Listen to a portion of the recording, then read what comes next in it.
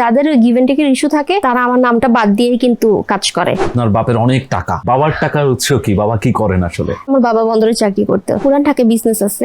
আপনি kind of sugar মামি। অনেক আজে বাজে কোশ্চেন করছিল, তো তখন আমি বলেছি না, আমি নিজেই তো একটা সুগার মামি। আপনি মাসে প্রায় 5 লাখ টাকা ইনকাম করেন বা খরচ করেন। যার 5 লাখ টাকা ইনকাম আছে সে কিন্তু 5 লাখ টাকা খরচ করবেই, এটা স্বাভাবিক ব্যাপার। ইনকামের কিছু টাকা থেকে আমি কিছু কিছু গোল্ড কিনি। আমি গোল্ড কিনতে খুব পছন্দ করি। মাসে 4 থেকে 5 বার পার্লারে যাই। গাড়ি নিয়ে বের হলে টাকা নাই, কিছুই নাই, কিছুই থাকে না, আনকাউন্টেবল খরচ হয়।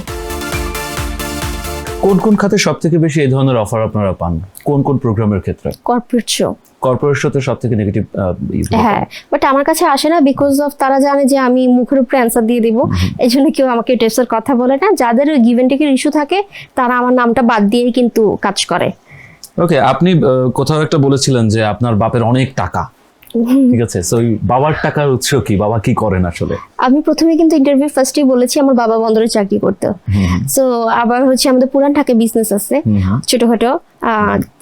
সো এই বিজনেসের জন্য বা আমার মাও চাকরিজীবী, আমার বোনও সরকারি চাকরিজীবী। সো আমার ফ্যামিলিতে আসলে কখনো আমি ক্রাইসিস দেখিনি। আমি ছোট থেকেই ওভাবেই সোনার চামচ মুখে নিয়ে জন্ম নেওয়া, যেটা বলে আমাদের পুরান ঢাকার কালচার আছে, ছেলে হোক বা মেয়ে হোক সোনার চামচ মুখে দিয়েই কিন্তু তারপরে দুধ খাওয়ায়, সো বা মুখে মধু দেয়।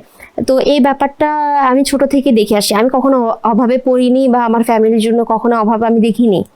তো এটাই আসলে সবাইকে বলি যে না, আমার বাপের তো আসলে টাকা আছে। এবং আপনি এটাও বলেছেন যে আপনি কাইন্ড অফ সুগার মামি। সুগার মামি বলছি বিকজ অফ সবাই আমাকে বলছিল ওই ইন্টারভিউতে আপনার কি সুগার ড্যাডি দরকার, বা অনেক আজে বাজে কোশ্চেন করছিল। তো তখন আমি বলেছি না, আমি নিজেই তো একটা সুগার মামি। এটাও আমি বলেছি আমি একটা বিড়ালের মম্মি, আমি বিড়ালের মম্মি, আমি হচ্ছে ক্যাট মম্মি। তো সুগার মম্মি ক্যাট মম্মি দুইটা একসাথে আমি বলেছি, বাট ভাইরাল হয়েছে সুগার মম্মিটাই। ওকে, মানে আপনি মাসে প্রায় 5 লাখ টাকা ইনকাম করেন বা খরচ করেন আপনি প্রায় 5 লাখ টাকা। যার 5 লাখ টাকা ইনকাম আছে সে কিন্তু 5 লাখ টাকা খরচ করবেই, এটা স্বাভাবিক ব্যাপার। ওকে, তো আসলে এটা কি শো অফ না লাইফস্টাইল, কোনটা? না, লাইফস্টাইল। শো অফের কিছু নেই। লাইক আমি যদি মাসে 20টা শো করি, আপনি 50,000 টাকা করেও যদি হিসাব করেন, আপনি কিন্তু অনেক টাকা আসতেছে।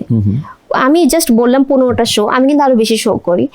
বাট সময়ের জন্য দেখা যায় অনেক সময় পোস্টগুলো অনেক লেটে করি। বাট আমার কিন্তু মাসে আলহামদুলিল্লাহ 4 থেকে 5 লাখ টাকা ইনকামে থাকে। সো যার লাইফস্টাইল গ্ল্যামারাস, সো তার কিন্তু খরচ হবে অনেক বেশি। একটু দৈনন্দিন খরচের তালিকাটা একটু নিতে চাই আপনার থেকে, যে আসলে কোন কোন খাতে কত টাকা খরচ হয়, কি কি করেন আসলে? আসলে আমি যদি বাসায় থাকি তেমন একটা কোনো কিছু করা হয় না। বাসায় ফ্রি টাইমে আমি ঘুমাই, আর ফ্রি টাইমে আমার বিড়ালের বাচ্চাটাকে নিয়ে খেলাধুলা করি।